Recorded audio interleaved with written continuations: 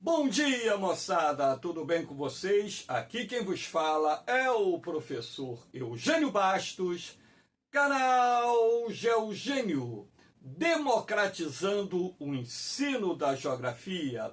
Moçada, vamos fortalecer o canal, se inscrevam no canal, dê aquele like, compartilhe o vídeo e ajude o professor Eugênio Bastos a democratizar o ensino da geografia.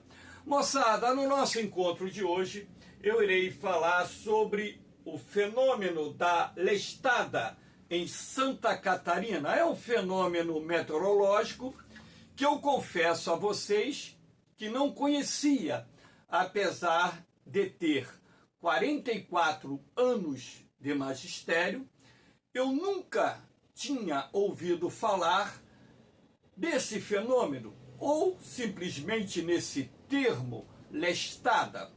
Então, alguns jovens seguidores do canal viram a notícia publicada na imprensa e pediram que eu explicasse o fenômeno da lestada.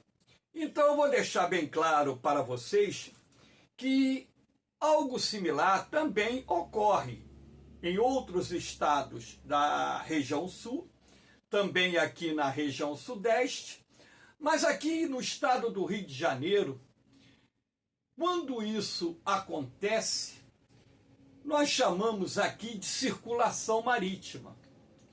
E lá em Santa Catarina, no sul do Brasil, por exemplo, eles chamam de lestada. Portanto, era um termo que eu não conhecia, mas ao pesquisar sobre o assunto, eu percebi que nada mais era do que o fenômeno da circulação marítima que traz umidade do oceano para o continente e, dependendo das condições topográficas e também das condições de temperatura da superfície do mar, da temperatura e umidade atmosférica, cria um sistema de chuvas que se estende por alguns dias e consegue acumular um volume enorme de chuvas.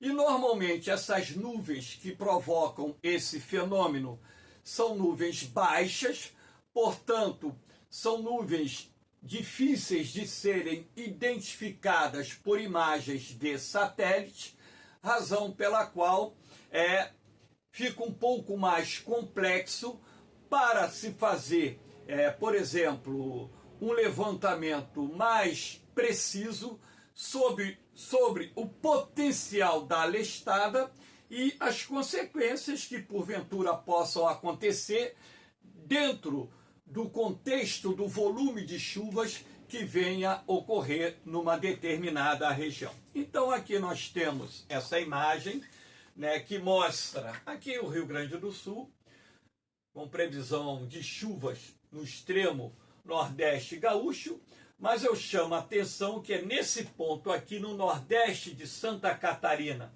litoral do Paraná e sudeste do litoral de São Paulo, que nós tivemos um registro de um grande volume de chuvas, principalmente em Santa Catarina, nesses pontos em que esse volume de chuva ultrapassou a barreira dos 250, 300 milímetros no intervalo de 24 horas.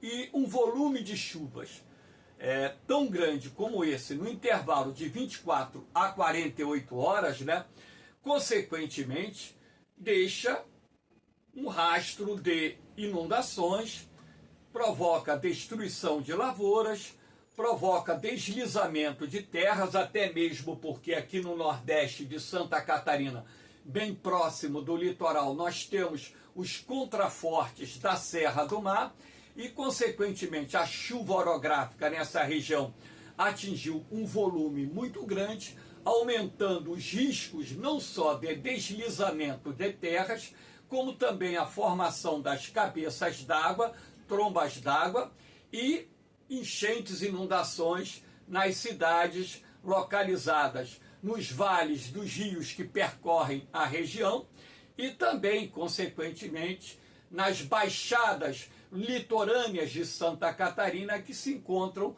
entre a Serra do Mar e o Oceano Atlântico. Aqui nós temos, para que vocês possam entender, né, essa imagem bastante interessante, o centro de alta pressão atmosférica. Olha aqui, ó, o centro de alta pressão atmosférica, né, eu coloquei aqui, circundei essa área em amarelo. Aqui vocês podem perceber a circulação dos ventos, o anticiclone aqui, ó. Ele tem esse tipo de circulação, ou seja, os ventos sopram do mar para o litoral. E, consequentemente, dependendo da temperatura da superfície do mar, que nessa época do ano, por ser verão, o Atlântico Sul fica mais aquecido, você tem o aumento da evaporação da água do mar e, consequentemente, os ventos marítimos, quando estão soprando na direção do litoral sul, do litoral sudeste, por exemplo, eles vão transportar mais umidade.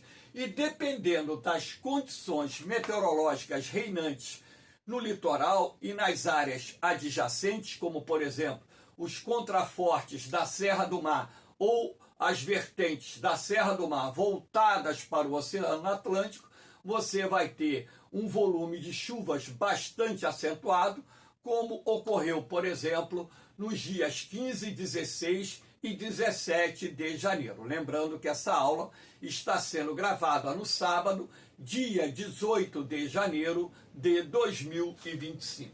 Então, lembrando vocês que todo anticiclone é um centro de alta pressão. E todo centro de alta pressão é uma área dispersora de ventos, ou seja, os ventos sempre sopram de um centro de alta pressão, ou seja, de um anticiclone, para um centro de baixa pressão que nós chamamos de ciclone. Então aqui eu escrevi, ó, o fenômeno da lestada ocorre quando um forte anticiclone se forma no Atlântico Sul, próximo ao litoral. Os ventos marítimos transportando umidade se deparam com a vertente da Serra do Mar, causando um grande volume de chuvas orográficas, que em alguns pontos ultrapassaram a 300 milímetros. Ali em Florianópolis, ali não foi chuva orográfica, que fique bem claro, né?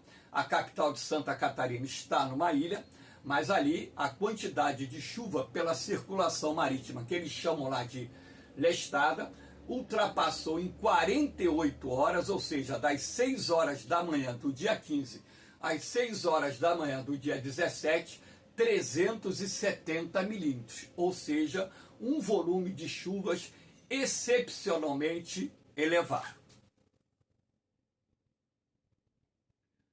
Aqui nós temos esse mapa do dia 17 de janeiro, do site da Apolo 11, mostrando aqui a temperatura da água do mar. O objetivo é mostrar aqui o litoral sul do Brasil com águas aquecidas. Então, nós temos um período em que a temperatura da superfície do mar no Atlântico Sul fica acima dos padrões normais, até mesmo porque sabemos que durante o verão o aquecimento da superfície do mar é maior, assim como também é maior o aquecimento da superfície das rochas. E sendo assim, se o mar aqui está mais aquecido do sul, você pode concluir que a evaporação aumenta.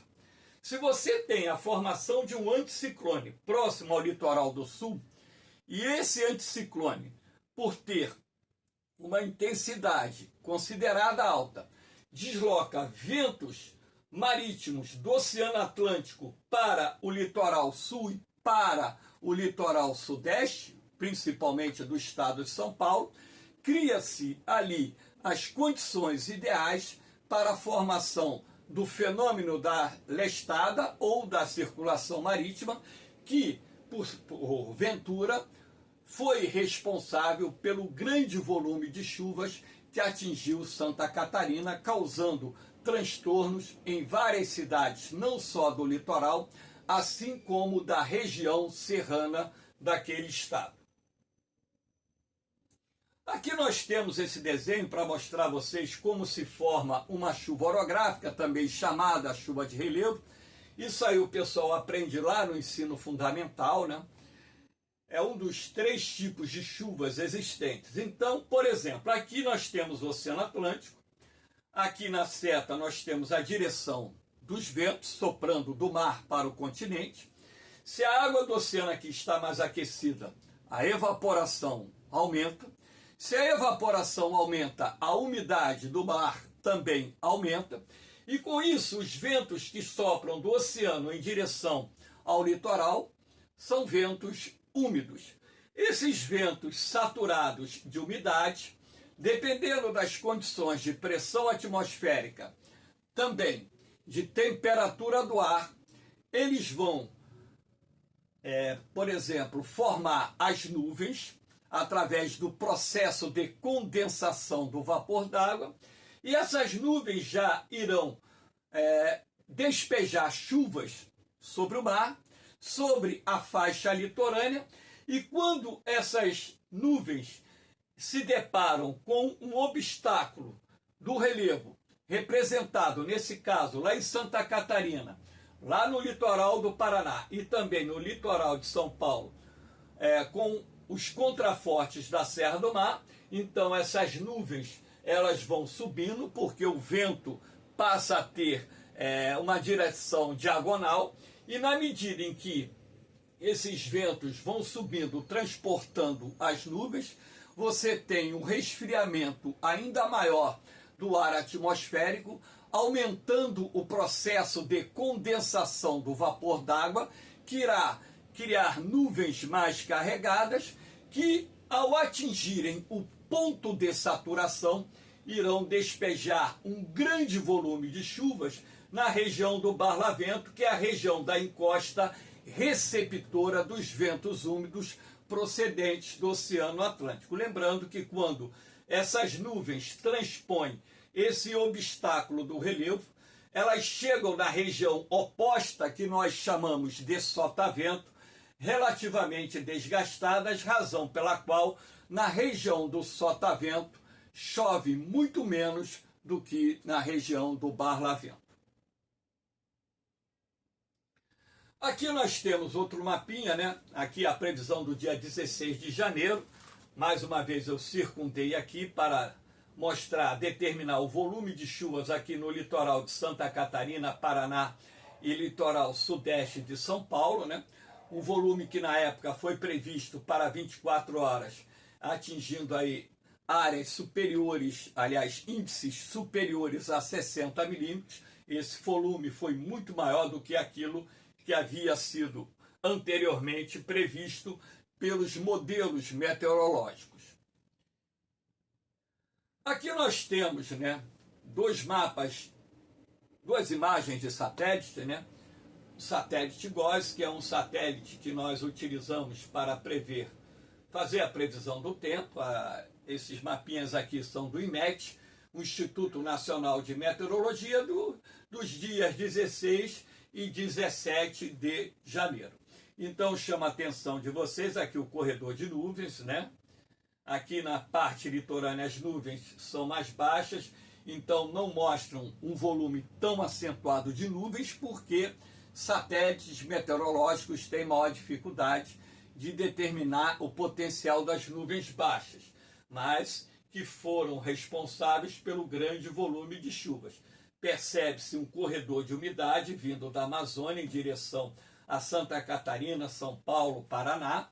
Esse mapa aqui é o mapa de ontem, do dia 17, que ainda consegue configurar esse corredor de nuvens e mostrar aqui a instabilidade atmosférica. Como eu disse, nuvens baixas são mais difíceis de serem captadas pelos satélites meteorológicos, razão pela qual, para um leigo, né, ele acaba não conseguindo perceber que há um potencial de formação de chuvas muito grande por causa das imagens de satélite. Aí entram os modelos matemáticos que conseguem prever o volume de chuvas, como foi previsto pelo Metsul, pelo IMET, pelo Climatempo, né, e por outros institutos de meteorologia ao longo dessa semana, que deram o alerta de um grande volume de chuvas para a zona litorânea de Santa Catarina, principalmente para o nordeste daquele estado. Aqui nós temos, né, o volume de chuva. A região de Santa Catarina que mais acumulou chuvas, né, a região, não, o município, Biguaçu, que em 48 horas acumulou 434,8 milímetros de chuva, um volume absurdamente alto. Segundo lugar ficou Florianópolis, com 375,6 milímetros de chuva. São José, com 357,1. Tijucas, com 355,2. Antônio Carlos, com 275,6. E aqui nós temos, portanto, né, uma escala, né, de localidades que registraram um grande volume de chuva. Por, né, curiosidade, né, o Balneário Camboriú registrou 244 milímetros de chuva, né? Lembrando que nessa época do ano o balneário recebe uma grande quantidade de turistas e as praias ali do balneário ficaram tanto quanto com águas barrentas e poluídas em função da grande quantidade de água, de chuva, água barrenta, transportando lixo, etc., que atingiram a zona litorânea. Aqui nós temos essa imagem, né, mostrando as inundações que atingiram inúmeras cidades. Eu utilizei essa imagem apenas para ilustrar uma das cidades atingidas pelas inundações lá em Santa Catarina, lembrando também que um grande volume de chuvas ocorreu, né, no litoral do Paraná, ocorreu no litoral sudeste de São Paulo e por aí vai, causando transtornos, mais de 1.000 pessoas desabrigadas. Até o dia de ontem havia sido computado um óbito, uma morte em função das chuvas em Santa Catarina, e conforme, né, as horas avançam, é possível que o número de desabrigados aumente, assim como o número de vítimas fatais. Então eu agradeço, né, os alunos, os seguidores do canal que me indicaram essa aula. Aqui nós temos, né, a previsão, né, que foi feita para o dia de ontem, o dia 17 de janeiro, né? Olha o corredor de umidade, né? Repare aqui, ó, descendo em direção a Santa Catarina, esse corredor de umidade vindo lá da Amazônia. É interessante que esse corredor de umidade, no início até o meio dessa semana, estava muito atuante aqui no Nordeste, mas entrou o vórtice ciclone de altos níveis e deslocou esse corredor de umidade aqui para a região sul e também para o estado de São Paulo, Mato Grosso do Sul e por aí vai, né? Com previsão de chuvas ainda para o dia de hoje, dia 18 de fevereiro 18 de janeiro de 2025. Já estou até antecipando o mês, né? Moçada, então eu quero agradecer de antemão ao Luiz Carlos, ao Alexandre, ao Celso, o Roberto, o Rogério, o Antônio, que perguntaram e me pediram para falar sobre esse fenômeno da lestada, que aqui no Rio de Janeiro, mais uma vez, nós chamamos de circulação marítima. Eu não conhecia o termo lestada, agora conheço, e já vai fazer parte das minhas aulas sobre climas do Brasil, nas turmas que eu leciono, principalmente de vestibular, e também turmas preparatórias para concursos militares. Moçada, agradeço do fundo do coração, mais uma vez, aqueles que estão incentivando o canal, aqueles que estão curtindo, aqueles que deixam algum comentário, aqueles que estão conseguindo acumular informações que são fundamentais para a sua preparação para os concursos. Lembrando que eu estou muito satisfeito, não é pela quantidade de inscritos, que o meu canal não é monetizado e não estou preocupado com essa questão de monetização, porque não criei canal para ganhar dinheiro. Criei canal para ser uma plataforma de ensino para auxiliar quem quer aprender, quem quer se preparar para um concurso militar ou um concurso de vestibular ou qualquer tipo de concurso que caia a disciplina de geografia. Eu estou satisfeito em poder ajudar, muito satisfeito porque nos vestibulares 2024/2025, várias aulas, vários temas de atualidade foram abordados. E aqueles que seguiram, acompanharam o canal direitinho, tiveram uma base de informações muito grande. E eu tenho recebido agradecimentos nas minhas redes sociais dos alunos que, através do meu canal, conseguiram melhorar o seu rendimento em geografia, gabaritar a prova de geografia, quase gabaritar a prova de geografia. Essa é a recompensa, essa é a minha monetização, o seu conhecimento. Então o canal Geogênio tem esse objetivo: democratizar o ensino da geografia para que você possa ter uma melhor preparação e passar no concurso almejado e buscar o seu sonho profissional. Valeu, moçada! No mais, um beijão no coração de vocês, um forte abraço, fiquem com Deus, eu vou, mas eu volto, hein? Fui!